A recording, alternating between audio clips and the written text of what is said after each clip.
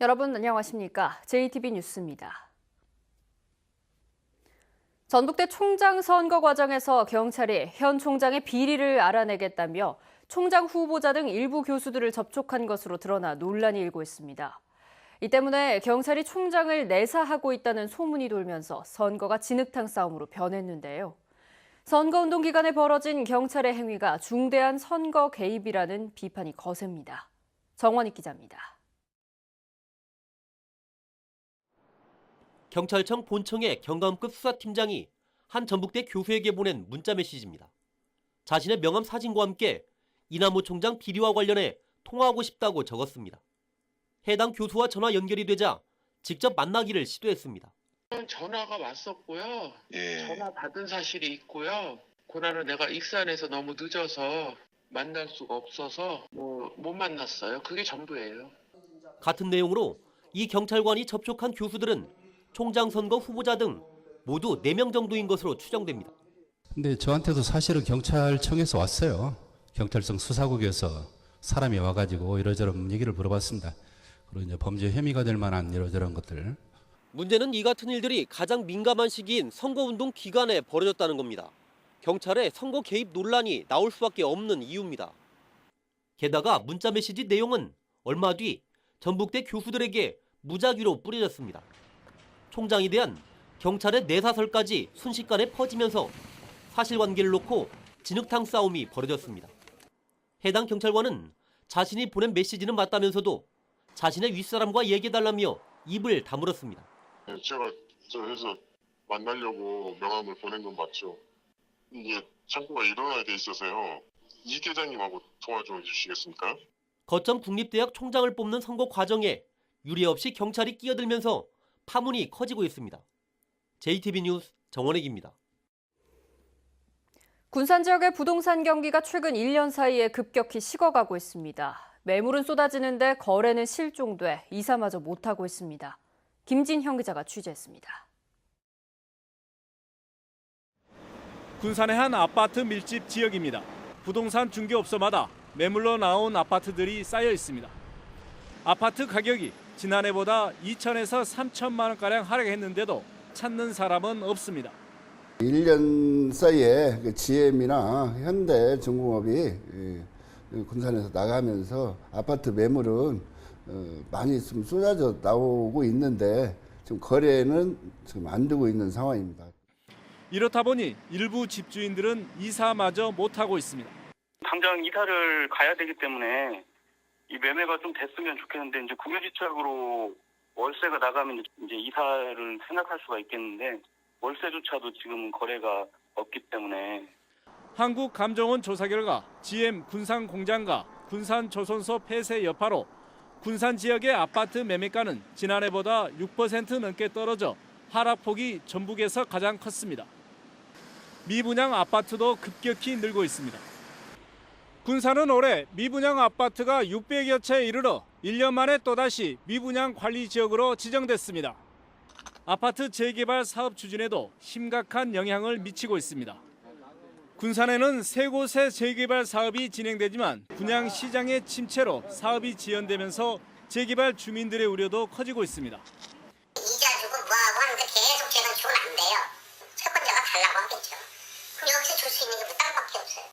침체의 늪에 빠진 부동산 시장이 당분간 회복되기 어려울 전망이어서 군산 주민들의 상실감이 깊어지고 있습니다. JTB 뉴스 김진영입니다. 한국GM 군산 공장의 폐쇄로 큰 어려움을 겪고 있는 전북 자동차 산업에 또 하나의 암울한 소식이 전해지고 있습니다. 버스와 화물차를 생산하는 현대자동차 전주 공장이 생산량을 크게 줄이기로 한 건데요. 당장 협력업체들의 어려움이 커지고 있습니다. 보도에 송창용 기자입니다. 현대자동차 전주 공장이 화물차 생산량을 크게 줄이기로 결정했습니다. 시간당 생산량을 12.39대에서 8대로 30% 이상 낮추기로 한 것입니다. 생산 물량이 줄어드는 것에 맞춰 화물차 생산 라인 근로자 200여 명을 버스 생산 라인으로 옮기고 70여 명은 울산과 광주 공장으로 전환 배치하기로 했습니다. 현대차가 100명 이상을 전환 배치한 것은 이번이 처음입니다. 현대차가 생산량을 줄이기로 한 것은 판매량이 급감했기 때문입니다. 지난해와 비교해 화물차는 17.6%, 버스는 5.9% 각각 줄었습니다. 트럭 쪽은 좀 많이 좀 줄고요. 버스도 요즘은 좀 줄었어요, 양이.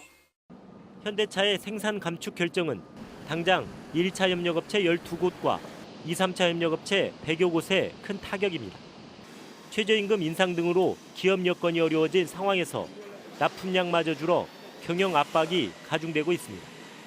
상용차든 승용차든 생산량들이 많이 떨어지다 보니까 최저임금은 올라가고 생산량은 떨어지고 나가는 돈은 더 비용은 더 커지고 또 이제 투자한 회사들은 그만큼 또 투자금에 대한 압박도 있고 하다 보니까 현대중공업 군산조선소와 한국-GM 군산공장이 문을 닫은 이후 지역 경제를 지탱해온 보루 현대차 전주공장이 흔들리고 있습니다. JTB 뉴스 송창용입니다. 사실 현대차 전주공장의 생산량 감소는 어제 오늘의 일이 아닙니다. 2014년을 최고로 계속 내리막길을 걷고 있는데요. 현대차에서는 경기 불황 때문이라고 얘기하고 있지만 수입차에 비해 경쟁력이 떨어졌기 때문이라는 지적도 나옵니다. 이어서 오정현 기자입니다. 현대자동차 전주 공장은 한 해 10만 대의 버스와 화물차를 생산할 수 있습니다. 하지만 실제 생산량은 이에 크게 못 미치고 또 점점 줄고 있습니다.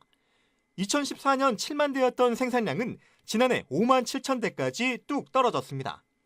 현대차와 협력업체 등 생산자 측에서는 경기 불황으로 인한 판매 부진이 원인이라고 얘기합니다. 올해 상반기만 해도 국내 상용차 판매량이 16% 줄었다는 겁니다. 경기가 일단 안 좋으니까 물류부터 관광 다 특히나 상용차 쪽은 더 그렇죠. 경기가 민감한 업체예요. 하지만 소비자, 특히 화물차 운전자들의 얘기는 조금 다릅니다. 현대차가 다른 회사에 비해 신차 개발을 소홀히 해 운전자들에게 외면받는다는 겁니다. 다른 회사들은 개발을 차가 좋아지는지 지금 몇십 년 동안 그걸로만 팔아먹고 있는 데는 실제로 현대차의 중대형 화물차인 메가트럭과 파워트럭은 2004년에 탄생한 모델입니다. 이런 사이 수입차는 높은 가격에도 새 모델과 연비, 승차감 등을 내세워 점유율을 2배 가까이 끌어올렸습니다. 가격 차이에 비해서 사람이 피로감이라든가 승차감이라든가 차이가 너무 많아요. 그리고 현대차가 갈수록 선호하는 방향이 낮아져요. 현대차는 내년에 신형 화물차를 출시하고 조만간 전기버스와 수소 전기버스를 본격 생산해 국내 시장 점유율을 높이고 수출량을 늘리겠다고 밝혔습니다. JTB 뉴스 오정현입니다. 남원의 치매 안심센터가 문을 열었습니다. 익산시가 이장과 통장들의 화합을 위해 한마음 체육대회를 개최했습니다. 주혜인 기자입니다. 남원시가 치매 상담과 조기 검진 그리고 예방 교실 등을 갖춘 치매 안심센터를 열었습니다. 남원시는 보건소 부지 내에 2층 규모의 치매 안심센터를 열었다며 앞으로 치매 환자의 소득 기준에 상관없이 치료비를 확대하는 방안도 추진하기로 했습니다. 치매 안심센터 개소와 함께 치매를 미리 예방하는 프로그램, 또 치매 환자들을 잘 치유하고 치매 환자 가족이나 이웃들을 잘 돌볼 수 있는 통합관리 서비스를 해나가겠습니다. 제2회 익산 이통장 한마음 체육대회가 익산시 팔봉동 공설운동장에서 열렸습니다. 이장과 통장들은 단체 줄넘기와 공굴리기 같은 체육 행사를 통해 화합을 도모한 뒤 앞으로 익산 발전에 더 앞장서겠다고 다짐했습니다. 고창군이 서울시 마포구와 자매결연 체결식을 가졌습니다. 두 지역은 우수 농특산물 직거래 활성화를 비롯한 4개 사업에서 협력하기로 했습니다. 대한노인회 군산시 지회 노인대학 수료식이 열렸습니다. 군산의 노인대학은 지난 3월 입학식 이후 8개월 동안 건강댄스와 노래교실 등 프로그램을 통해 모두 130명의 수료생을 배출했습니다. JTB 뉴스 주혜인입니다. 국민연금공단이 내년 3월 현 청사 앞에 제2사옥을 착공합니다. 국민연금공단 제2사옥은 지하 1층, 지상 9층 규모로 오는 2020년 하반기에 완공될 예정입니다. 국민연금공단은 제2사옥에 사무실과 대형 회의실 그리고 금융교육 공간 등을 마련할 계획이어서 전라북도가 추진하는 전북 금융타운과 함께 금융산업 발전에 도움이 될 전망입니다. 전라도 정도 천년을 기념해 음식점과 숙박업소를 대상으로 특례 보증이 이루어집니다. 전라북도와 전북신용보증재단은 모두 400곳을 대상으로 대출이자 3.6%포인트 가운데 2.4%포인트를 지원하기로 했습니다. 또 전북 대표 관광지 백선 반경 3km 안에 있는 업체는 신용평가 등급에 상관없이 지원합니다. 14년을 이어온 군산 철새축제가 내년부터 열리지 않을 전망입니다. 군산시는 오는 18일부터 사흘 동안 금강 철새조망대와 서천 조류생태 전시관 등지에서 열리는 철새축제가 마지막이 될 전망이라고 밝혔습니다. 군산시는 철새가 예전만큼 찾아오지 않는 데다 조류 독감의 영향으로 축제를 찾는 관광객이 크게 줄어 내년부터 철새축제를 개최하지 않기로 결정했습니다. 전북교육청이 초등 방과후학교의 운영 방식을 개선합니다. 전북교육청은 방과후학교 프로그램 운영과 관련해 학교의 자율권을 보장하고 위탁 강사의 만족도와 프로그램 평가를 실시하기로 했습니다.